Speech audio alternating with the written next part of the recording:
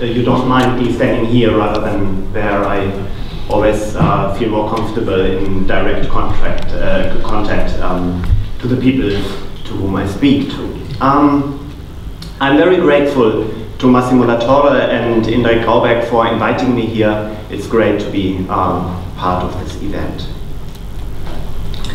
Now, the justification of human rights and the concept of law figure prominently in the list of most vital problems in legal philosophy. Yet the relation between the two problems is rarely addressed in detail. In my talk, I would like to elaborate on how precisely the two problems are intertwined. I have divided my talk into two parts. I will first make a conceptual inquiry as to the relation between human rights and the concept of law.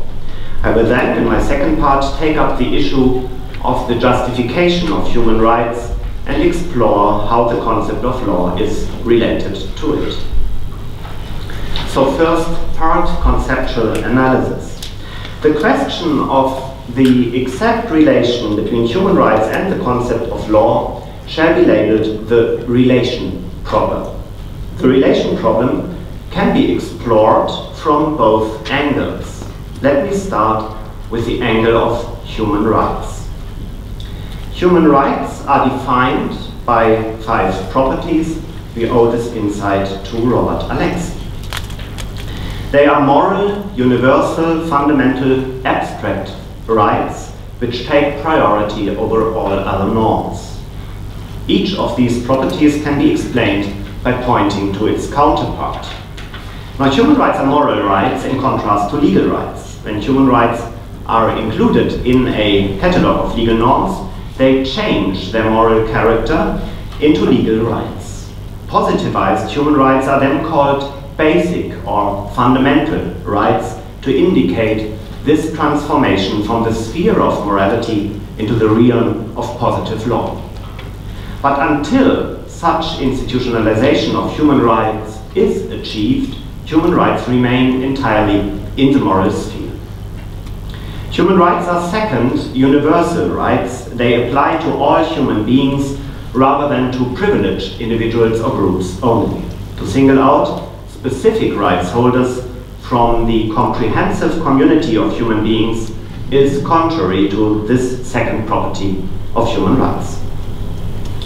Third, human rights seek to protect fundamental values of or interests rather than just about any needs or means for our well-being we incidentally happen to pursue or choose to require. Fourth, human rights are formulated in very general abstract terms, lacking concrete specificity of its contents or scope of protection. They protect entities like dignity, life, private and family life, freedom of religion, equality, etc. All these entities are highly abstract and leave the details of their meaning and impact in concrete cases to interpretation and proportionality analysis. The fifth property of human rights is their priority over any positive law, including constitutional law. This priority can be witnessed by the fact that the attempt to institutionalize human rights in positive law can fail.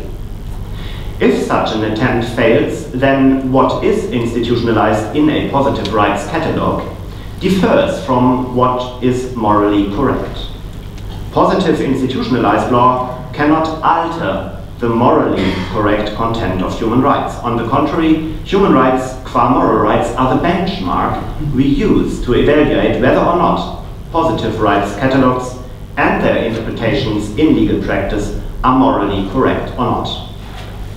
This demonstrates the priority of human rights over any positive law. And it can also be witnessed in Alexy's characterization of human rights as those rights which are so important that their realization cannot simply be left to the democratic majority. It can also be witnessed in Raz's so-called political conception of human rights, according to which human rights are those rights that set limits to the sovereignty of states, and that the actual or anticipated violation is a reason for taking action against the violating state in the international arena. Both characterizations presuppose the priority of human rights to national positive law.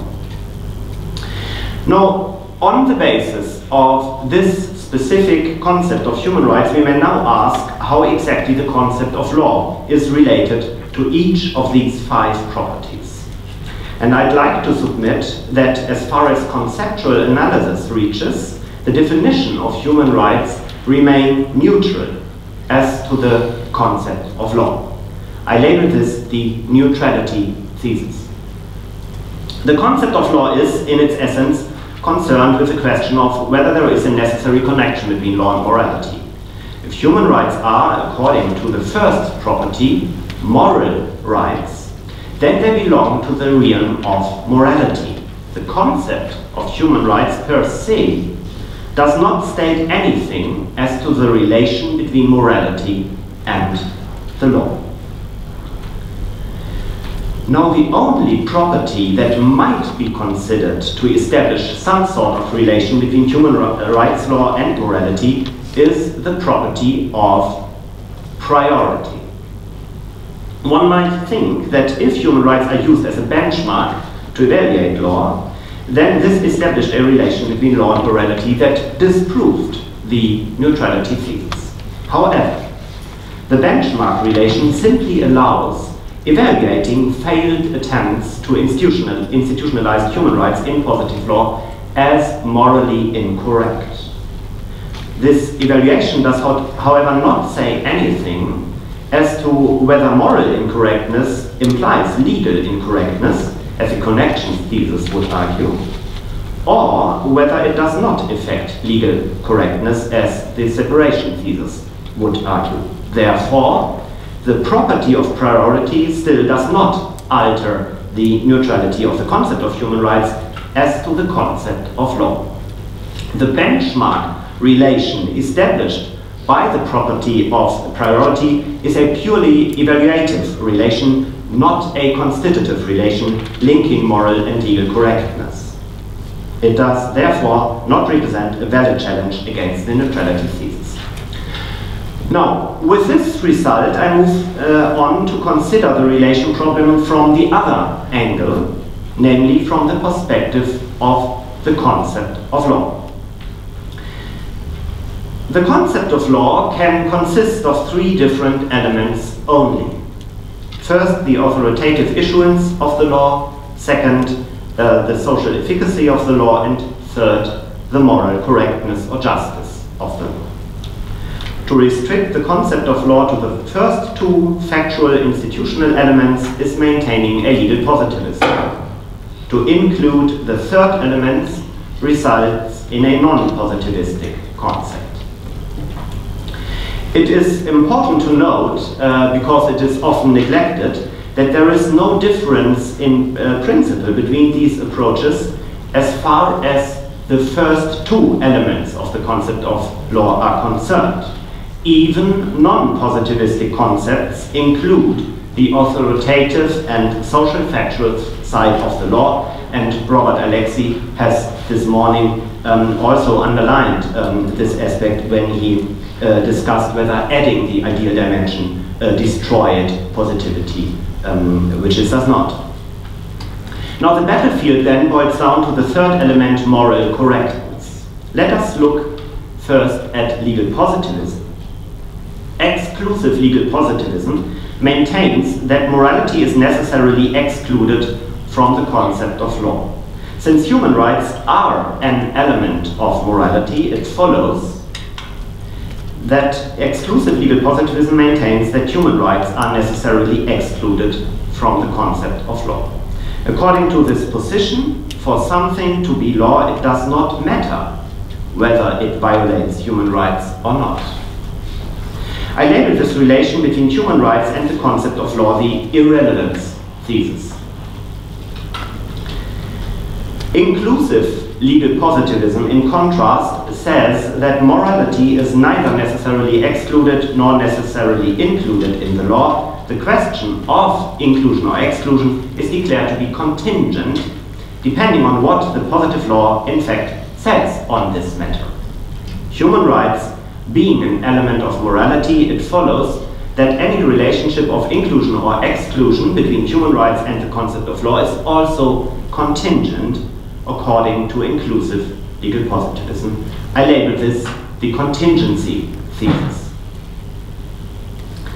I move on to the non-positivistic positions, which stem from the different effects of moral defects on legal validity. First, exclusive non-positivism. It says that every moral defect, even if only of a minor degree, yields legal invalidity. What follows from this position as to the relation between human rights and the concept of law? Now, I assumed earlier that human rights represent an element of morality, and this relation between human rights and morality must now be specified. Morality comprises several important elements, but among the most important moral elements is certainly this notion of justice. At the heart of justice lie human rights. They represent its core. If this is true, then every human rights violation affects the core of justice, rather than its periphery, and thereby also the most important area of morality. Now, with this exposition, we can now take up exclusive non-positivism again. If moral defects of minor degree yield legal invalidity, it follows aminora ad maius, on the basis of the core thesis, that human rights violations also yield legal invalidity. That way, according to exclusive non-positivism, human rights have a direct and unconditional impact upon the concept of law. I label this the unconditional impact thesis. Lastly, no, not lastly, but the next position I would like to consider, super-inclusive non-positivism. It says that legal validity is never affected by moral defects. It follows that even gross human rights violations do not affect legal validity according to this position. Therefore, the label of an irrelevance thesis is also at place here, just as in the case of exclusive positivism.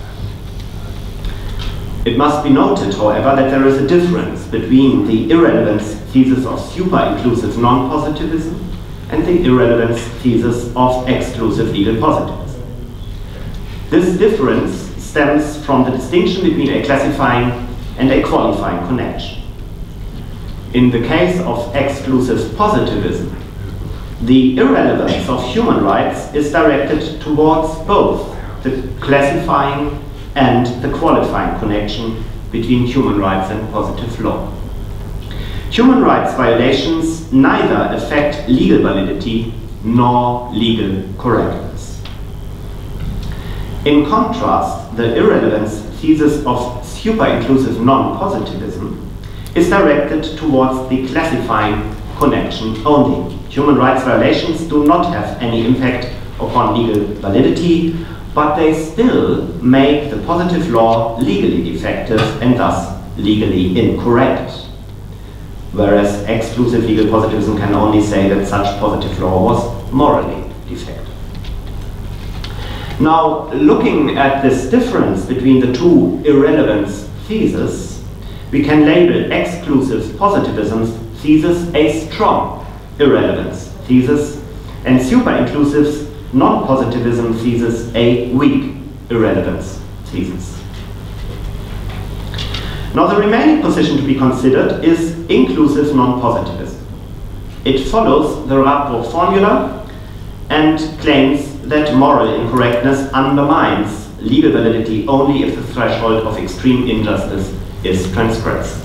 Any norm whose injustice is below this threshold is still legally valid, even though it is to some non-extreme degree morally and legally incorrect. How do human rights relate to this specific concept of law? Now, it follows from the core thesis, which I mentioned earlier, that some, but not all, human rights violations amount to extreme injustice. In fact, we can note that human rights are the central means to evaluate whether or not the Radbruch formula is activated, that is, whether or not the threshold of extreme injustice is passed. From this, we can further adduce that human rights have impact upon the concept of law if and only if there is a case of extreme injustice. The impact of human rights upon the concept of law is thus of a conditional character. We can therefore summarize this position by means of a conditional impact thesis. Thereby, we also note the contrast between the contrast to the unconditional impact thesis maintained by exclusive legal non-positivism.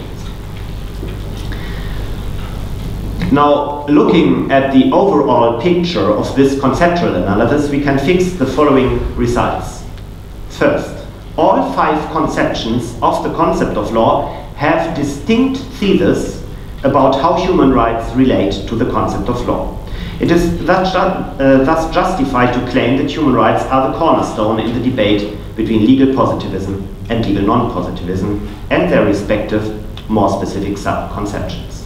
Second, the impact of human rights upon the concept of law is said to be strongly irrelevant, weakly irrelevant, contingent, conditional, or unconditional.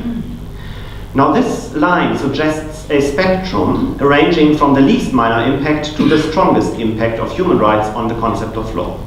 The strong irrelevance thesis of exclusive position sits at one end of the spectrum, while the unconditional impact thesis of exclusive non-positivism represents the other end, with the remaining positions filling in between accordingly. Human rights could thus be used to get some systematic order into the list of the 5 sub-conceptions of the concept of law, and they could be used to illustrate their respective meaning by referring to their position in the spectrum of different impacts upon the concept of law. Third, as far as the relation problem is concerned, we can state a certain asymmetry in the conceptual analysis between the 2 angles of perspective. The perspective of the concept of law, of human rights resulted in the neutrality thesis.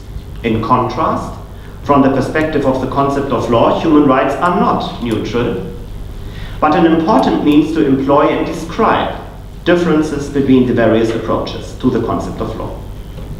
The concept of human rights does not necessarily relate to the concept of law, but the concept of law necessarily relates to human rights.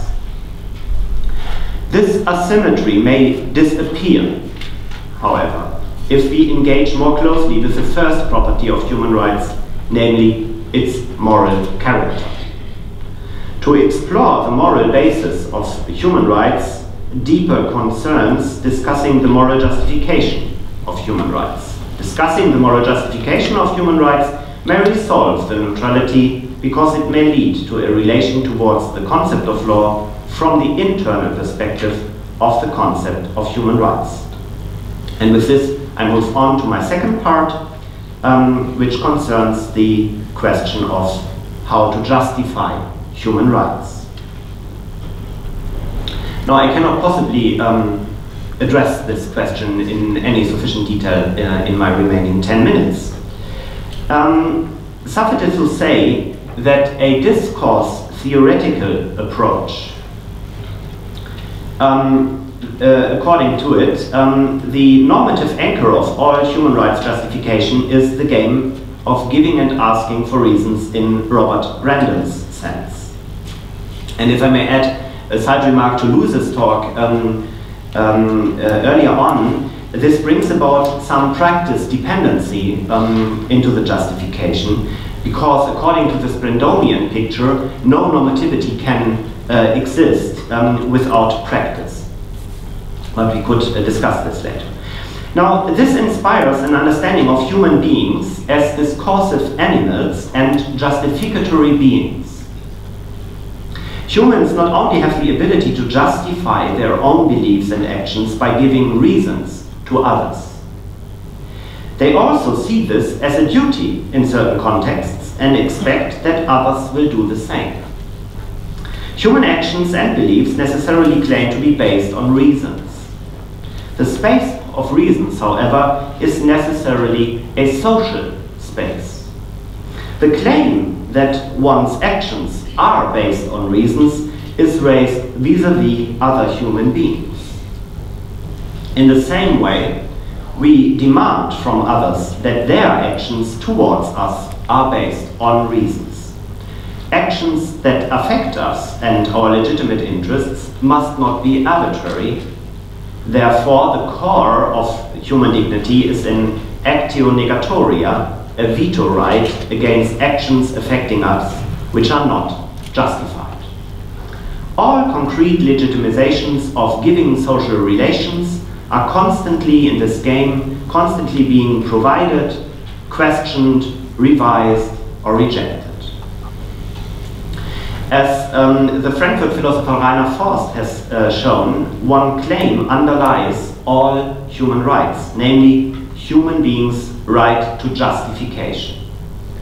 Human persons can claim to be respected as autonomous agents who have the right not to be subjected to certain actions or institutional norms that cannot be adequately justified to them. And I have a quotation from Samuel Pufendorf on human dignity. I quote, "Man is an animal which is not only intensely interested in its own preservation, but also possesses a native and delicate sense of its own value. To detract from that causes no less alarm than harm to body or goods. In the very name of man, a certain dignity is felt to lie, so that the ultimate and most effective rebuttal of insolence and insults from others is, 'Look, I am not a dog, but a man as well as yourself.'" End of quote. Now, the right to justification interprets this notion of dignity as a relational concept referring to the social and political standing of human beings as agents of justification who are equal to another. This is the core of any human rights justification, and it is superior to any political, will, interested, or negotiation-oriented account of human rights. Human rights are not to be derived from basic interests or values. Rather, they are the result of an intersubjective, discursive construction of rights claims which cannot be denied between persons who respect their reciprocal normative agency. This moral constructivist fundament of human rights brings about a necessary move into the legal political world. If moral norms have to be justifiable by moral reasons in a moral discourse that is free from coercion or delusion, then any political, social, or legal structure has to be based on appropriate legal structures and practices of justification. The moral argument for human rights, therefore, has particular institutional implications for the law. It is directed to a political legal authority that secures in a legally binding form the practices of justification human rights require. Only then can the basic right to live in a society where the persons themselves are the normative agents which determine which rights they claim and recognize be realized.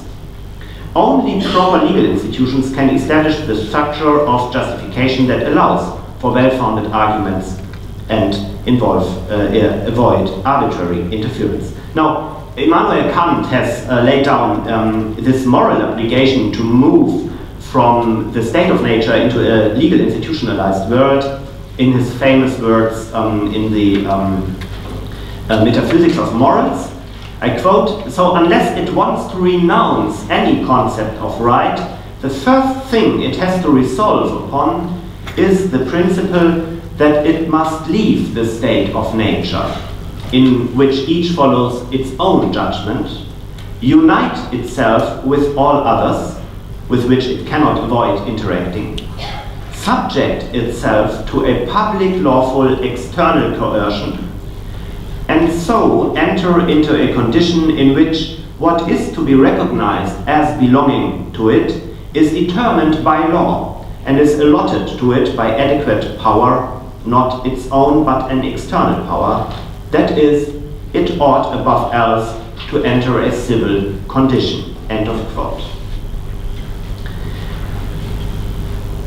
Our exploration into the first property of human rights, its moral character, has resulted in a necessary internal drive of human rights into the real world. It calls for the institutionalization of a right to justification in legal structures and procedures. It is vital to note, therefore, that the neutrality thesis, which I elaborated at the beginning of my talk, is limited to conceptual analysis only. The picture changes fundamentally if we fully flesh out the moral basis of human rights, which lies in the right of any normative agent to justification. We then have to acknowledge an internal drive of human rights leading from the realm of morality to the arena of political legal institutions. So in contrast to the purely conceptual neutrality thesis, the moral obligation to institutionalize human rights in legal procedures and structures intrinsically links the concept of human rights with the concept of law from the perspective of human rights also. This resolves the asymmetry, and the circle between the two perspectives on the relation problem is hence closed.